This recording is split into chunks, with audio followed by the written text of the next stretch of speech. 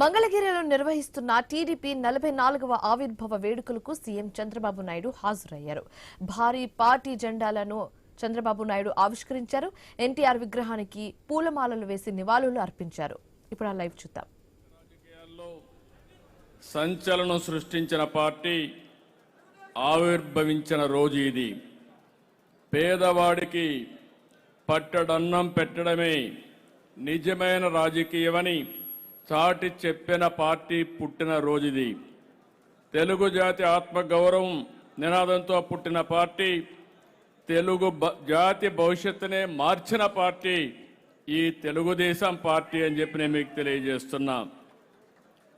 మనందరం గుర్తుపెట్టుకోవాలి, తెలుగుదేశం పార్టీ పుట్టుక నుంచి నేటి వరకు మన సిద్ధాంతాలు, విజయాలు, ప్రయాణం అన్నీ సంచలనమే. 35,000 కిలోమీటర్ల మేర ఎన్టీ రామారావు గారు రోజు చైతన్య యాత్ర ఒక రికార్డు. పార్టీ పెట్టిన 9 నెలల్లోనే అధికారం రావడం ప్రపంచంలోనే ఒక చరిత్ర, ఒక రికార్డు. డబ్బున్న వాళ్ళకు కాదు, చదువుకున్న వాళ్లకు సీట్లు అనేది మరో రికార్డు. సామాన్యులకి, ఉద్యోగుల్ని, యువకుల్ని, డాక్టర్ని, లాయర్లని, టీచర్ని ఎమ్మెల్యేలుగా చేసిన పార్టీ మన పార్టీ. ఇలాంటి రికార్డులే కాకుండా ఎన్టీ రామారావు గారిని బర్తరఫ్ చేసి దేశ చరిత్రలో మరెక్కడ కూడా ముఖ్యమంత్రి అయిన దాఖలాలు లేవు. అలాంటిది ప్రజలు ఉద్యమం చేసి మళ్ళా ఎన్టీ రామారావు గారిని ముఖ్యమంత్రి పెట్టారంటే అది ప్రజాస్వామ్య స్ఫూర్తి.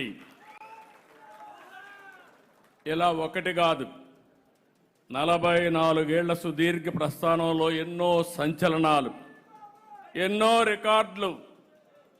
నేషనల్ ఫ్రంట్, యునైటెడ్ ఫ్రంట్ ఏర్పాటులో కీలకం. దేశ రాజకీయాలకి దిక్సూచిగా మారిన ఒక ప్రాంతీయ పార్టీ. ఏదైనా ఏ పార్టీకి అలాంటి రికార్డు లేదు. అలాంటి రికార్డు తెలుగుదేశం పార్టీ. ఇది తెలుగుదేశం సత్తా. ఇది పవర్ఫుల్ జెండా పవర్. అదే మనకిచ్చిన సైకిల్ స్పీడ్. సైకిల్ చూస్తే మీకు జోరు పెరుగుతుంది, జెండా చూస్తే స్ఫూర్తి వస్తుంది. ఆ స్పీడే 44 సంవత్సరాలు ఈ పార్టీ నడిపించింది. ఆంధ్రప్రదేశ్ సంక్షేమానికి నాంది పలికింది తెలుగుదేశం. అభివృద్ధికి అడుగులు వేసింది తెలుగుదేశం. 42 ఏళ్లకు ముందే ₹2 కేజీ బియ్యం పెట్టి ఈరోజు జాతీయ ఆహార భద్రతా పథకం అయింది. అప్పుడు తెచ్చిన మహిళలకు ఆస్తి హక్కు తర్వాత కేంద్రం చట్టం చేసింది. మహిళలు నాడు స్థానిక సంస్థల్లో కల్పించిన రిజర్వేషన్లు దశాబ్దాల తర్వాత 33% చట్టసభల్లో రిజర్వేషన్లు వస్తున్నాయి. మా ఆడబిడ్డలు సిద్ధపడుతున్నారు. ఎప్పుడూ రానంతగా ప్రజెంట్ ఈరోజు చూస్తే ఎక్కువ ఆడబిడ్డలు వచ్చారంటే రాబోయే రోజుల్లో తప్పకుండా 33% రిజర్వేషన్లకు సిద్ధంగా ఉండే పార్టీ తెలుగుదేశం పార్టీ.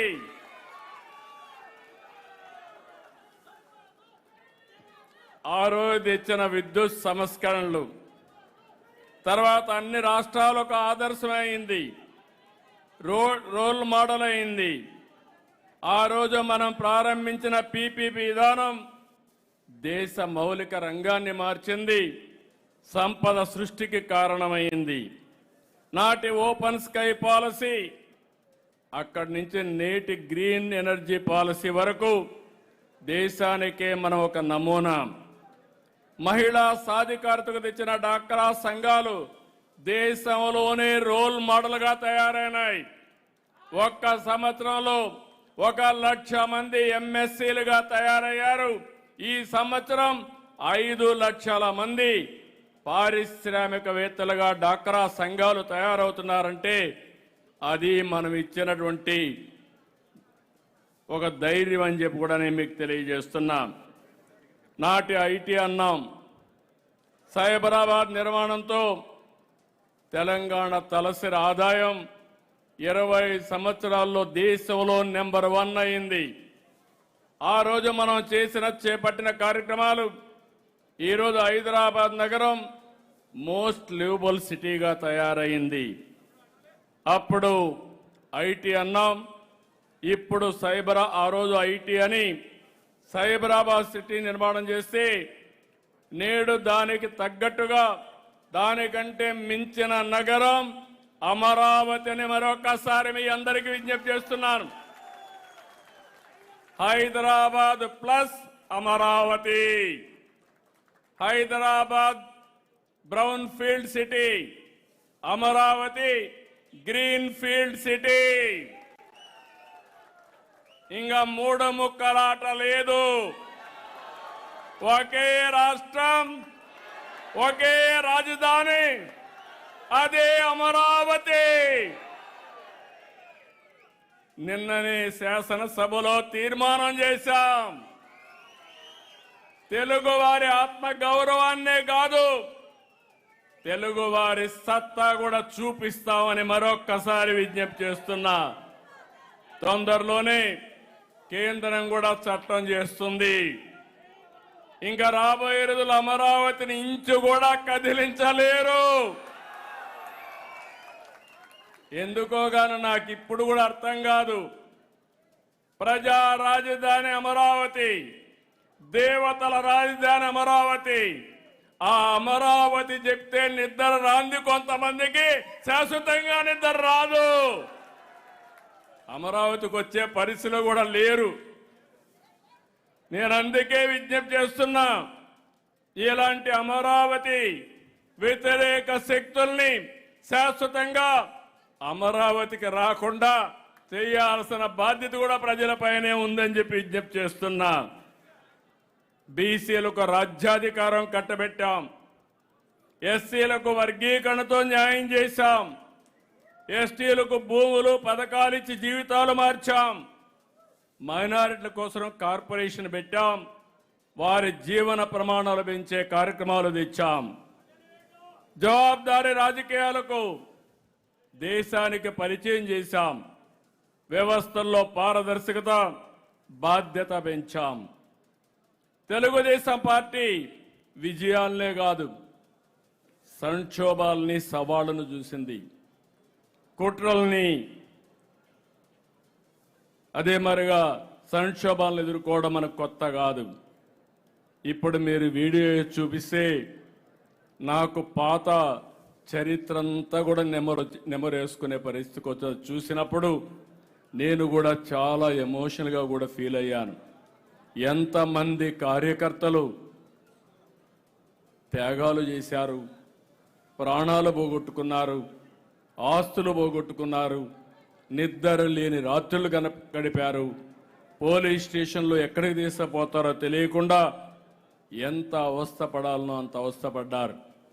కానీ కొంతమంది ఆలోచిస్తున్నారు తెలుగుదేశం పార్టీని ఫినిష్ చేస్తామని. ఆ ఆలోచన వచ్చిన వాళ్లే ఫినిష్ అయ్యారు తప్ప తెలుగుదేశాన్ని ఏమీ చేయలేకపోయారు, ఏమీ చేయలేరు. ఇందిరాయాంలో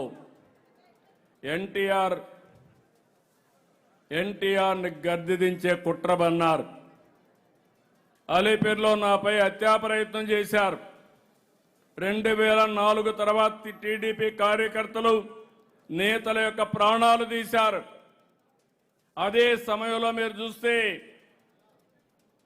నేతలకి కొంతమందిని చంపేసినప్పుడు అందరి పిల్లలకి అండగా ఉంటామని, తండ్రిని కోల్పోయిన కుటుంబ పెద్దగా బాధ్యత తీసుకుంటామని తెలుగుదేశం పార్టీ బాధితులకు స్కూల్ పెట్టిన ఏకైక పార్టీ తెలుగుదేశం పార్టీ.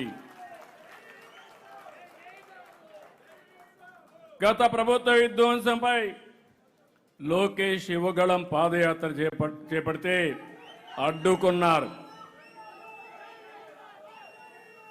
కార్యకర్తల అండతోనే ముందడుగేశారు, ఎక్కడా వెనుకడుగేయలేదు. అదే సమయంలో 19-24 మధ్య కాలంలో ఎంతో మంది జైలుకి వెళ్ళారు. కడాను కూడా నన్ను కూడా జైల్లో పెట్టే పరిస్థితికి వచ్చారు.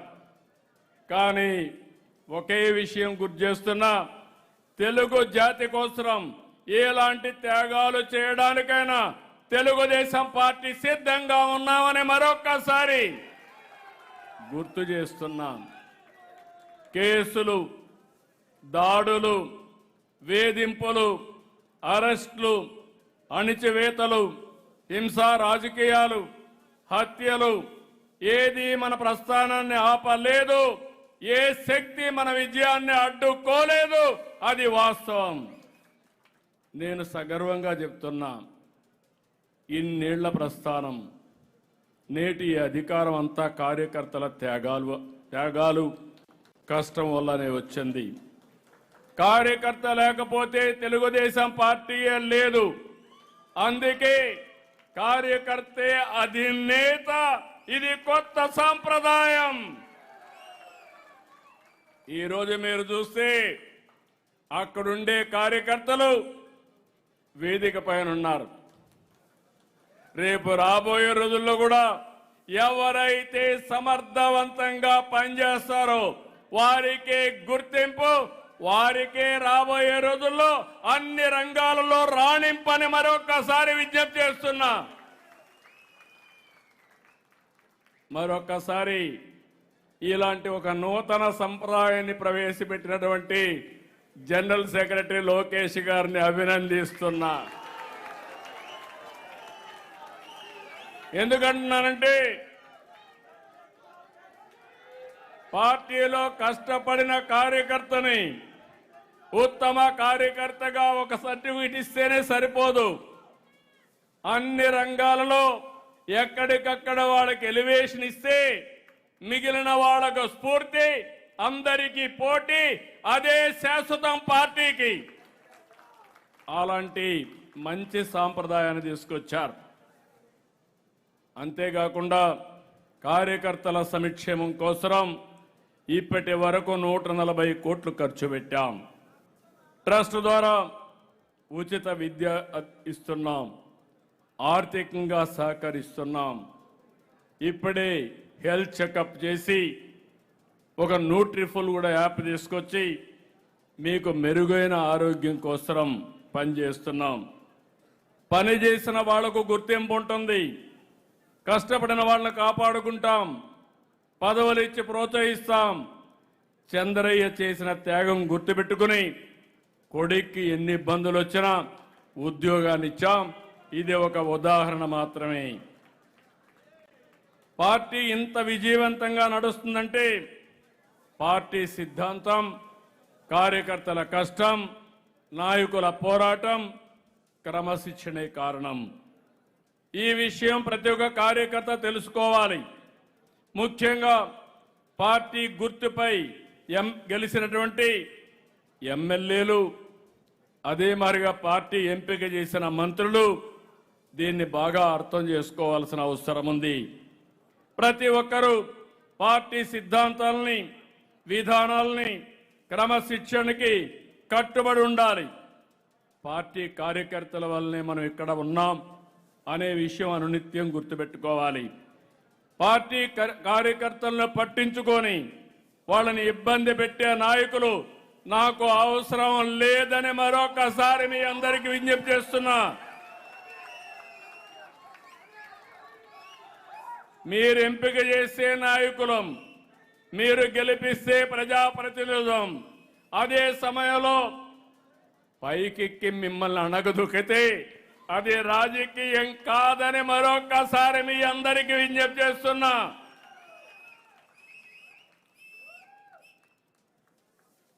ప్రాణాలు పణంగా పెట్టి పార్టీ నిలబెట్టిన కార్యకర్తలకి శిరస్సు వంచి మరొకసారి పాదాభివందనం చేస్తున్నానని చెప్పి కూడా నేను మీకు తెలియజేస్తున్నాను. 21 నెలలు చాలా సమస్యలు. ఆ రోజు సమయస్ఫూర్తితో యాక్ట్ చేశాం. ఎన్నికల ముందు